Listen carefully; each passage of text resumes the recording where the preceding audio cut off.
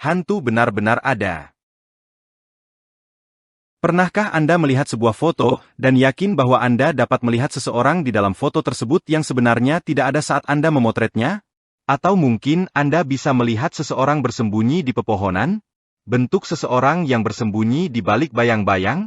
Anda tidak sendirian. Ini terjadi pada kita sepanjang waktu. Saya ingat saat masih kecil, terbaring terjaga di tempat tidur sambil memandangi tirai dan melihat wajah-wajah dalam pola kain yang terlihat seperti monster. Kita melihat wajah-wajah di awan dan segala macam benda mati dalam kehidupan kita sehari-hari.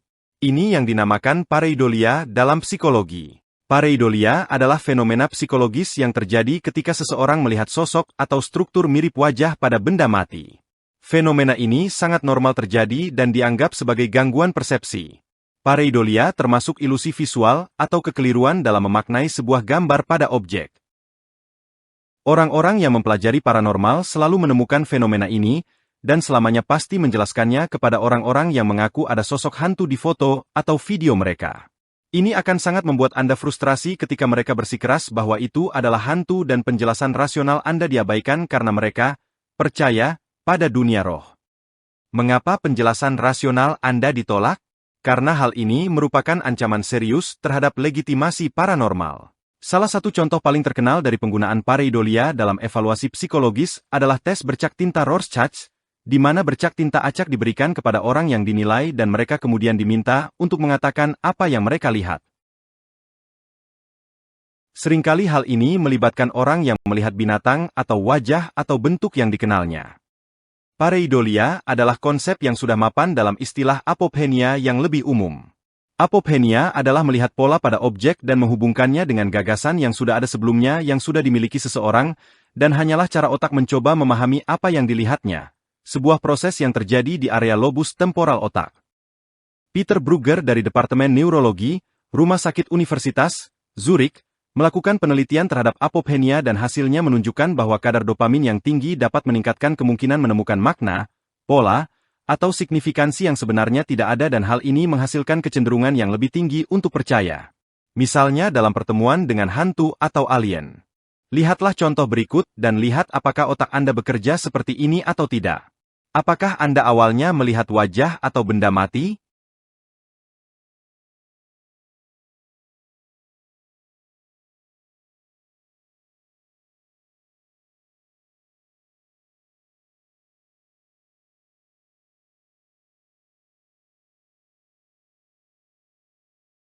Proses yang sama juga berlaku pada suara. Pareidolia auditory adalah saat kita mendengar suara acak dan memahami kata-kata dari kumpulan suara yang tidak menentu. Misalnya, dalam perburuan hantu, Electronic Voice Phenomena, EVP, adalah suara yang ditemukan pada rekaman elektronik yang ditafsirkan sebagai suara roh. Ghostbusters atau pemburu hantu biasanya mengandalkan EVP dan sering memakainya untuk menangkap suara roh yang berbicara. Apa yang terdengar seperti kata-kata seringkali dapat ditangkap oleh perekam elektronik yang digunakan. Terlebih lagi jika kekuatan sugesti digunakan bersamaan dengan pertama kali Anda mendengarkan rekaman tersebut. Jika seseorang mengatakan, "Dengarkan ini, dapatkah kamu mendengar kata-kataku, aku datang menjemputmu?" Maka kemungkinan besar itulah yang akan Anda dengar, atau sesuatu yang sangat mirip. Contoh lain dari pareidolia pendengaran sedikit lebih mengkhawatirkan bagi orang yang mengalaminya. Hal ini disebut Exploding Head Syndrome, sindrom kepala meledak, dan sering terjadi saat seseorang tertidur atau hampir bangun. Terdengar suara dentuman yang tiba-tiba menyerupai dentuman simbal, atau suara tembakan. Biasanya dalam durasi yang singkat namun cukup menjengkelkan dan dapat menyebabkan korban tiba-tiba terbangun dalam keadaan panik, yakin bahwa sesuatu yang buruk baru saja terjadi. Hal ini mungkin terkait dengan kurang tidur atau stres yang disebabkan oleh kelelahan otak, tapi itu hanya pendapat saya. Faktanya, dapat dikatakan bahwa banyak pengalaman mistik terjadi ketika seseorang lelah, hendak tidur atau bangun. Ketika apophenia dan pareidolia digabungkan, pengalaman aneh akan meningkat. Misalnya, jika seseorang melihat sesuatu yang tampak seperti UFO di langit, itu adalah pareidolia, tetapi jika orang tersebut percaya bahwa UFO telah memilihnya sebagai subjek eksperimen, atau mungkin sebagai sarana untuk berkomunikasi dengan umat manusia, maka itu adalah apophenia yang dipadukan dengan pareidolia. Contoh lain yang terkenal mengenai hal ini biasanya terjadi di lingkungan keagamaan. Jika seseorang melihat gambar Yesus Kristus pada roti panggangnya, itu adalah pareidolia. Tetapi jika mereka terus percaya bahwa itu adalah cara Tuhan menyampaikan pesan kepada mereka, maka itu lagi-lagi apophenia.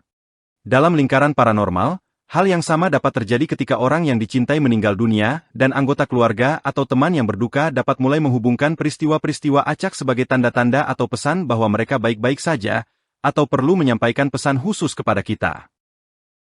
Saya harap pembahasan ini bermanfaat bagi Anda, dan lain kali Anda melihat wajah dalam bayang-bayang gelap kamar tidur Anda mungkin terhibur karena mengetahui bahwa kemungkinan besar itu adalah pareidolia daripada iblis dari neraka. Meskipun menyenangkan untuk percaya bahwa kita menerima pesan dari orang-orang yang kita cintai yang telah meninggal dalam bentuk tanda-tanda acak, saya pribadi merasa lebih nyaman mengetahui bahwa ada penjelasan ilmiah atau psikologis daripada menginterpretasikan gambar-gambar campur aduk. Saya tidak ingin secara tegas menyangkal keberadaan roh, karena tidak ada seorang pun yang dapat mengatakan hal itu secara pasti dan mengetahui bahwa mereka 100% benar. Namun apa yang dapat kita katakan dengan yakin adalah bahwa pareidolia, baik visual maupun pendengaran, menjelaskan cukup banyak hal mengapa orang menafsirkan pengalaman sebagai penampakan dan suara hantu. Terima kasih telah menyimak.